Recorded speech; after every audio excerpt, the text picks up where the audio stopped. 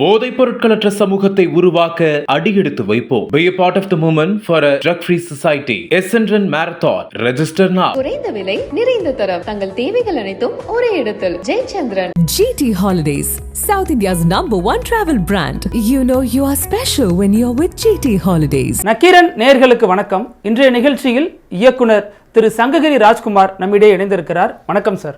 இத்தனை ஆண்டு காலம் இல்லாம இப்போ நீங்க ஒரு புதுமையான தகவலை சொல்லியிருக்கிறது தமிழக அரசியலில் பெரிய பரபரப்பை ஏற்படுத்தி இருக்கு. இப்போ நீங்க சொல்ல வேண்டிய அவசியம் என்ன சார்? தொடர்ந்து இந்த புகைப்படத்துக்கு பிறகு அண்ணன் சீமான் அவர்கள் ஈழத்துல நடந்ததா சொல்லப்பட்ட கதை இருந்தது. அது நம்பத்தக்க எனக்கு பாதிப்பு இல்லைங்க. ஆனா தலைவர் பிரபாகரனை ஒரு ரோல் மாடலா எடுத்துக்கிட்ட என்னை மாதிரியான இளைஞர் மத்தியில தலைவர் பிரபாகரனை பத்தின பிம்பத்தை சுக்குநூறா உடைச்ச பேச்சுகளாதான் இருந்துச்சு அது எல்லாமே. ஏன்னா அவர் அவர் போயிருக்கலாம், போகாம இருக்கலாம். எனக்கு அதை பத்தி அந்த தகவல் தெரியாது. இந்த புகைப்படம் உண்மைங்கிறத நான் திரும்ப திரும்ப சொல்றேன். நான் போயிட்டு வந்துட்டேன்னு சொல்லிட்டு அவர் சொல்ற தகவல்லாம் என்னவா இருந்துச்சுன்னா, அங்க யுத்த காலத்துல அங்க புலிகள் தொடர்ந்து போரிட்டு கை கால் இழந்து கண்ணு காதெல்லாம் இழந்து உயிர் இழந்து குழந்தைகள் இழந்து குடும்பங்களை இழந்து அங்க ரத்த கலரியா அவன் பாஸ்பரஸ் குண்டை போட்டு குழந்தைங்களை கொண்டுகிட்டு இருந்த அந்த சூழல்ல தலைவர் பிரபாகரன் இவர் கூட உட்கார்ந்துகிட்டு அவர் ஆமக்கறி வறுத்து சாப்பிட்டாரு. அவர் எனக்கு பன்னியை வேட்டையாடி போட்டு எனக்கு துப்பாக்கி கொடுத்து அங்க இங்க சுடுன்னு காமெடி பண்ணிட்டு இருந்தாரு அப்படிங்கிற மாதிரி இவர் ஏற்படுத்தின பிம்பம் என்ன ஆச்சுன்னா, அங்க புலிகளை போராளிகள் எல்லாம் போய் போர்க்களத்துல சாக விட்டுட்டு இவர் சொகுசா ஒரு சினிமாக்காரன் கூட கூத்தடிச்சிட்டு இருந்தார் போல் இருக்கு அப்படிங்கிற மாதிரியான ஒரு பிம்பத்தை தான் இந்த இளைஞர்கள் மத்தியில நிகழ்த்தி இருக்கு. நான் தலைவர் பிரபாகரனை பத்தி ஒரு தெருக்கூத்து வடிவத்துல ஒரு கதை பண்ணி அதை நடத்தணும்னு சொல்லி நான் ஒரு முயற்சி எடுத்து அது ஒரு கல்லூரி படிக்கக்கூடிய ஒரு பையனை கூப்பிட்டு நான் அவனுக்கு பயிற்சி கொடுக்கறதுக்கு இந்த கதையை பத்தி சொல்றேன். அவன்லாம் இன்னைக்கு எந்த வரலாறும் படிக்காம வாட்ஸ்அப்ல மட்டுமே வரலாறு படிக்கக்கூடிய பசங்களா இருப்பாங்க அப்படின்னு நினைக்கிறேன். அந்த பையன் கேட்கிறான், பிரபாகரன்னா அண்ணன் சீமானுக்கு ஆமக்கறி எல்லாம் சமைச்சு கொடுத்தாரு அவரு அப்படின்னு கேட்கிறான். அப்போ ஒரு மாபெரும் இயக்கத்தை கட்டமைச்சு ஒரு 4 படைகள் இந்த உலகத்துல எந்த தேசத்திலுமே இல்லாத ஒரு இராணுவத்தை கட்டமைச்சு இன்னைக்கு உலகத்தையே வியக்க வச்ச ஒரு பிரபாகரனுடைய பெயரை நம்ம நினைச்சாலே ஒரு நெருப்பு மாதிரி இருந்த ஒரு ஃபயர் இருந்த ஒரு பெயரை அவர் போயிட்டு வந்ததா சொன்ன கதைகள் எல்லாமே ஒரு புரோட்டா மாஸ்டர் மாதிரி ஒரு மண்சட்டி வறுவல் வறுத்து கொடுக்குற ஒரு கடைக்காரர் மாதிரி பண்ணி விட்டுட்டாரு அப்படிங்கிற வருத்தம் எனக்கு பயங்கரமா இருந்துகிட்டே இருந்துச்சு. தொடர்ந்து என்னன்னா, சரி ஓகே, அது தமிழக சூழல்ல அவர் இருக்காரா இல்லையாங்கிற குழப்பம் ஈழ சூழல்ல இருக்கு. தொடர்ந்து சரி ஒரு ஈழத்தமிழர்களை ஒரு ஒருங்கிணைக்கக்கூடிய ஒரு வழி நடத்தக்கூடிய ஒருத்தரா வருவாரு அப்படின்ட்டு நான் எதிர்பார்த்துக்கிட்டே இருக்கோம். அந்த ப்ராஜெக்ட் அவரு வெற்றிகரமா நடத்தினதன் அடிப்படையில இங்க அவங்களோட டீம் பார்ட்னர்ஸ் எல்லாம் உள்ள அவர் எப்படி அங்க பிரபாகரனுடைய இமேஜை டேமேஜ் பண்ணீங்களோ அதே மாதிரி இங்க பெரியாரையும் டேமேஜ் பண்ணி கொடுங்கன்னு சொல்லிட்டு அந்த ப்ராஜெக்ட் அவர் கையில கொடுத்துருக்காங்க போல இருக்கு.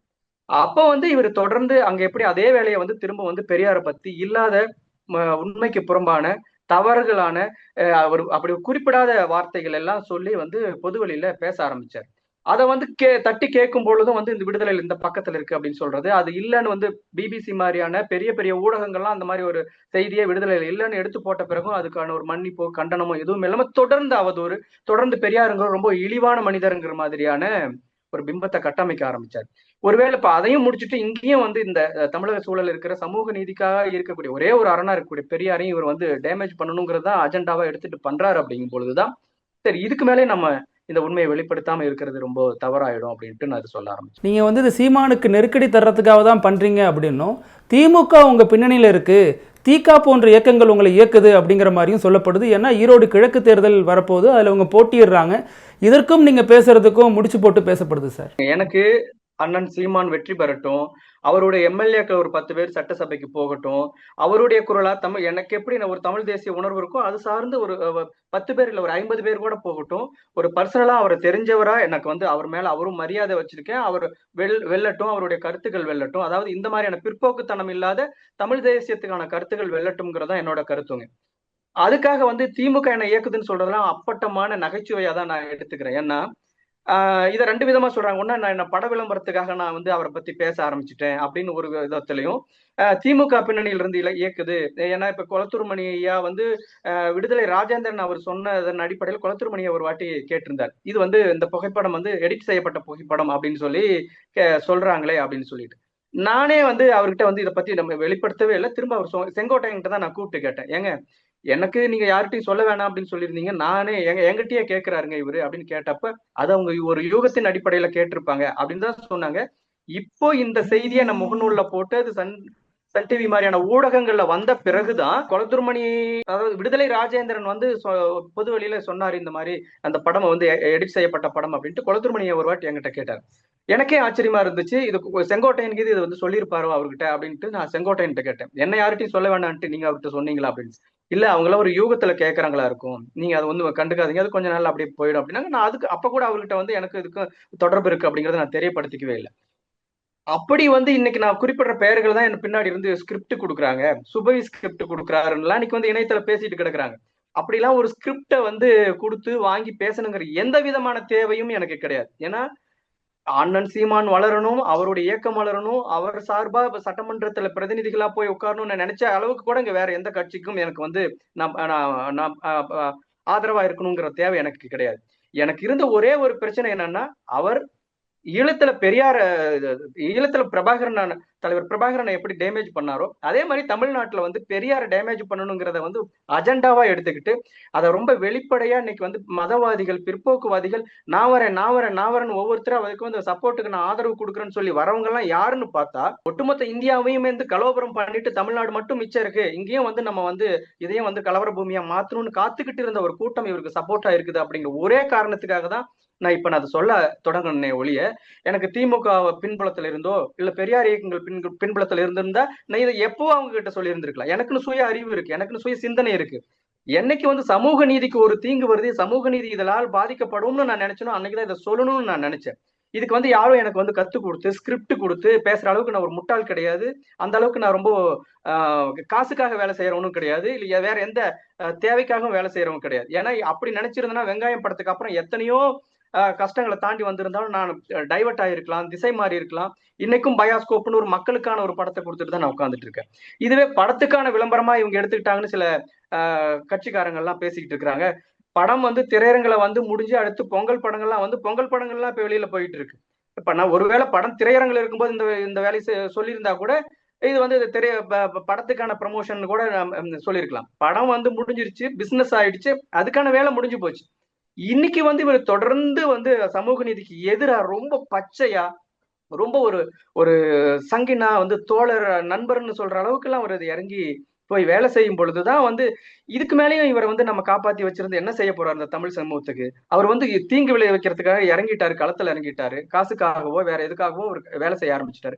இதுக்கு மேலே நம்ம பொறுமையா இருக்கணும் என்னங்கிற ஒரு கில்ட்டில தான் நான் வந்து வெளிப்படுத்த ஆரம்பிச்சேனே ஒளி இதுக்கு வந்து யாரும் எனக்கு வந்து ஸ்கிரிப்ட் கொடுக்கணும்னு அந்த அளவுக்கு தான் மோசமான நிலையில நான் இல்லைங்க. அந்த சந்தேகத்தை ஏன் எழுப்புறோம் அப்படின்னு சொல்றாங்கன்னா, நாம் தமிழர் மாதிரி ஒரு இயக்கத்தை, ஒரு கட்சியை நீங்க எதிர்க்கும் பொழுது கண்டிப்பா எதிர்ப்பு வரும், கடுமையான எதிர்ப்புகளை நீங்க சம்பாதிக்க வேண்டி வரும்னு தெரிஞ்சே இதை பண்றீங்கன்னா அப்போ உங்களுக்கு யாரோ ஒருத்தவங்க பேக்கப் கொடுக்காம அதை பண்ண முடியாது அப்படிங்கிற வகையில கேள்வி எழுப்புறாங்க. எங்க பொய்ய சொல்றதுக்கே எந்தவித பின்புலமும் தேவையில்லை அப்படிங்கும்போது உண்மையை சொல்றதுக்கு நம்ம துணிச்சு சொல்லுவோம். அதனால வர என்ன பின்விளைவுகள் வந்துரும்னு பார்க்கலாம் அப்படின்னு தான் நான் நினைச்சேன் நான். ஏன்னா இன்னைக்கு வரைக்கும் அவருடைய ஆதரவாளர்கள்ங்கிற பேர்ல, அவருடைய நண்பர்கள் தம்பிகள்ங்கிற பேர்ல எக்கச்சக்கமான போன் கால் பேசிக்கிட்டே தான் இருக்குங்க. ஆபாச வார்த்தைகள் பேசுறது, நீ வந்து அவனை சொன்னியா இவனை சொன்னியான்னு பேசுறது, இதுல தொடர்ந்து எனக்கு வந்துகிட்டே தான் இருக்கு. இதையெல்லாம் நான் எதிர்பாராமலாம் நான் அப்படி சொல்லல. என்னைக்கு வந்து நீங்க தனிப்பட்ட முறையில அவருக்கு என்ன வேணா இருக்கட்டுங்க, அவர் ஈழத்தமிழர்கள்ட்ட பணம் வாங்குறாரு, அது அவரோட ஒரு திறமை, அல்லது அவர் கட்சி நடத்தணும்னா அப்படி செஞ்சுதான் ஆகணும். இன்னைக்கு வந்து பெரிய பெரிய கட்சிகளுக்கு இணையா அவர் ஒரு கட்சியை நடத்தணும்னா அவருக்கு பொருளாதாரம் தேவை. இதுல எல்லாம் எனக்கு எந்த விதமான சிக்கலுமே இல்லைங்க. என்னைக்கு வந்து இந்த தமிழ் சமூகத்துல அது ஒரு வட மாநிலங்கள் மாதிரி ஒரு பிற்போக்கு கலவர பூமியா மாறாம இன்னைக்கு வந்து ஒரு அரண் மாதிரி இருக்கக்கூடிய சமூக நீதியிலேயே அவர் கையை வச்சு அதை சிதைக்கணும், அதை டேமேஜ் பண்ணாதான் அடுத்தது இவங்களுக்கு தேவையான ஆட்கள், இவங்களுக்கு விரும்பக்கூடிய ஆட்கள் வந்து ஆட்சிக்கு வர முடியும்னு ஒரு ரொம்ப மோசமான நிலைப்பாட்டை கையில் எடுத்தாரோ அந்த ஒற்றை காரணத்துக்காக தான் இதை நான் வெளிப்படுத்தணும்னு நினைச்சனே ஒழிய வேற எந்த பின்புலமும் இல்லை. எந்த பின்புலமாவது இருந்தா நிரூபிக்கலாம். அப்புறம் நீ கொளத்தூர்மணி ஐயா கூட போட்டோ எடுத்திருக்க, சுபவி கூட போட்டோ எடுத்திருக்க, சீமான் அண்ணன் கூட தான் போட்டோ எடுத்திருக்க, மருத்துவர் ஐயா கூட போட்டோ எடுத்திருக்க, வேல்முருகன் கூட போட்டோ எடுத்திருக்க, எல்லா அரசியல் தலைவர்களோட ஒரு இயக்குநர்கள் முறையில எல்லாரும் கூட தான், கௌதம் அண்ணன் கூட பேசுவேன், போட்டோ எடுத்திருக்கேன், எல்லாரும் கூட தான் பேசிட்டு இருக்கேன். சீமான் அண்ணன் கூட 4 மாசத்துக்கு முன்னாடி வரைக்கும் இதே கருத்தை நான் சொன்னேன். நானு இதுக்கு ஒரு போட்டோ ஆதாரத்தை மட்டும் தூக்கிட்டு வந்து வச்சுட்டு இவர் பார் இவருக்கு இந்த பின்புலம், இவருக்கு இந்த பின்புலம்னா எனக்கு அதிகபட்சமா நீங்க வந்து சீமான் அண்ணன் கிட்ட நான் பேசுனது அதிகமா இருக்கும். ஆரம்ப கட்டத்துல அவர்கிட்ட, ஏன்னா நான் வந்து வேலு பிரபாகர்கிட்ட போயிட்டு ஒர்க் பண்ணும் பொழுது அவர் நடிகரா வர்றாரு, நான் அசிஸ்டன்ட் டைரக்டரா இருக்கேன். திரும்ப நான் தமிழன் தொலைக்காட்சிக்கு வரும்பொழுது அவர் சீமான் இடி முழக்கம்ன்ட்டு ஒரு மேடைகள்ல தோறும் அவர் பேசக்கூடிய விஷயங்கள் நான் எடிட் பண்ணக்கூடியவனா இருக்கேன். அவர் வந்து அப்பப்ப அதை கரெக்ட் பண்ணுவார். நான் மற்ற தலைவர்களை சந்திச்சதை விட இவரை நான் சந்திச்சது, இவர் கூட நான் பேசுனது, இவரை நான் நேசிச்சது அதிகம். இவர் மேல நான் வச்சிருந்த அன்பு அதிகம். ஏன்னா வலிமையா இன்னைக்கு பெரியாரியல் கருத்துக்களை, முற்போக்கு கருத்துக்களை மற்ற தலைவர்கள் பேசுற விதத்தை தாண்டி ரொம்ப ஆக்ரோஷமாவும் ரொம்ப வீரியமாவும் பேசக்கூடிய ஒரு தலைவர்ங்கிற அடிப்புல நம்புறேன். இன்னமும் கூட அவர் திரும்பி வருவாருங்கிற அடிப்படையில் அவர் மீது அந்த நம்பிக்கையும் அன்பையும் அப்படியே தான் வச்சிருக்கேன். அப்படி இருக்கும்போது யாரையாவது போய் ஒரு போட்டோ பார்த்து எடுத்துட்டு வந்து அவங்க தான் ஸ்கிரிப்ட் கொடுத்தாங்க அப்படின்னு சொல்றதெல்லாம் ரொம்ப முட்டாள்தனம். இப்ப நீங்க சொன்ன அந்த தகவல் வெளியானதுக்கு அப்புறம் அவர் இலங்கையில இருந்த மாதிரியும் அங்க போர் பயிற்சியில அந்த துப்பாக்கி பயிற்சியில இருந்த மாதிரியான படங்கள்லாம் நாம் தமிழர் நிர்வாகிகள் வெளியிட்டு வராங்க. இதை எப்படி பாக்குறீங்க? நான் என்ன சொன்னேன், எல்லா பேட்டிகளையும் எல்லா இன்டர்வியூலையும் திரும்ப திரும்ப சொல்றதுதான், அந்த குறிப்பிட்ட புகைப்படத்தை நான் எடிட் பண்ணி கொடுத்தங்கிறது 100% உண்மை. திரும்ப அவர் வந்து அங்க போகவே இல்லை, அதாவது அங்க போய் எடுக்கப்பட்ட புகைப்படம் இல்லை அப்படிங்கறதான் நான் குறிப்பிட்டு நான் சொல்லியிருந்தேன். அவர் அங்க போனாரா, இல்ல 3 நாள் தங்கி இருந்தாரா, இவங்க சொல்ற மாதிரி 30 நிமிஷம் பார்த்தாரா அல்லது 3 நிமிஷம் பார்த்தாராங்கிறது நான் சொல்லவே முடியாது. ஏன்னா எனக்கு தெரியாது. அதை நான் இல்ல அவர் போகவே இல்லை, அவர் சந்திக்கவே இல்லை, நான் பார்த்துக்கிட்டே இருந்தேன். ஏன்னா பிரபாகரன் தலைவர் பக்கத்துல இருந்து நான் இதை வந்து கவனிச்சேன்னா சொல்ல முடியும். நம்ம அவர் போயிருக்கலாம், அவர் மற்றவர்களோட சேர்ந்து போயிருக்கலாம். எனக்கு அதை பத்தி உறுதியா நான் சொல்லவே முடியும். எப்ப தொடங்கின அத்தனை பேட்டிகளும் இதை குறிப்பிட்டு சொல்றேன். சிலதை எடிட் பண்ணிருக்கலாம், சிலது அப்படியே போட்டிருக்காங்க. எல்லாத்துலயும் இதை குறிப்பிட்டுக்கிட்டே தான் இருக்கேன். ஆனா நான் எடிட் பண்ணி கொடுத்த படம் உண்மையானது, 100% உண்மையானது. அதுல நான் கான்பிடண்டா அதை தான் நான் சொல்ல முடியும். இப்ப இது வரைக்கும் சங்ககிரி ராஜ்குமார் அப்படின்னா சினிமா சார்ந்து அதுல கலை சார்ந்து அதிகம் இயங்கக்கூடியவங்களுக்கு மட்டுமே தெரிந்த பெயர். இன்னைக்கு தமிழக அரசியல் எல்லாருக்கும் தெரியுதுன்னா அதற்கு காரணம் நாம் தமிழர் சீமான். அவர் விமர்சித்ததுனாலதான் இவருக்கு இந்த விளம்பர வெளிச்சம் கிடைச்சிருக்கு அப்படின்னு நாம் தமிழர் நிர்வாகிகள் சிலர் சொல்றாங்க. இல்லைங்க, என்னன்னா நான் இப்படி வந்து ஒரு வெளிச்சத்தை விரும்புறவனா இருந்திருந்தா, ஒரு கான்ட்ரவர்சியலை விரும்புறவனா இருந்திருந்தா, வெங்காயம் படம் தொடங்கினதே நான் படமே கான்ட்ரவர்சியலான படம் தான். அன்னைக்கு பயங்கரமான எதிர்ப்பு வந்துச்சு. பயாஸ்கோப்லயும் சேம் அதே விஷயத்தை தான் நான் கையில் எடுத்திருக்கிறேன்.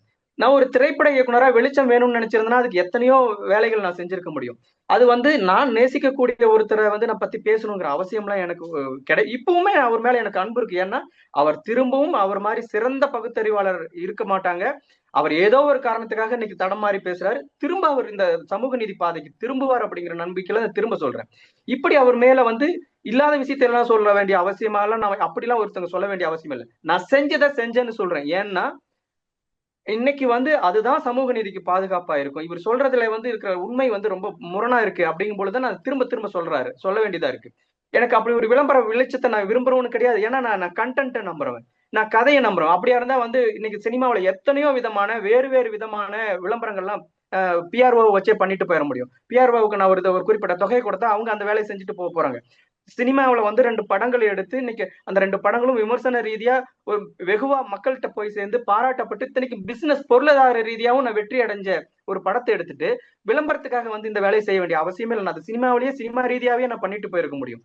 இந்த விளம்பரம் எனக்கு எந்த விதத்துல படத்துக்கு உதவும், இன்னும் பிரச்சனையா கூட உதவுமே ஒழிய எனக்கு வந்து அது எதிர்மறையா கூட மாறுமே ஒழிய இது இந்த விளம்பரம் எனக்கு தேவையற்ற விளம்பரமா தான் இதை நான் நினைக்கிறேன்.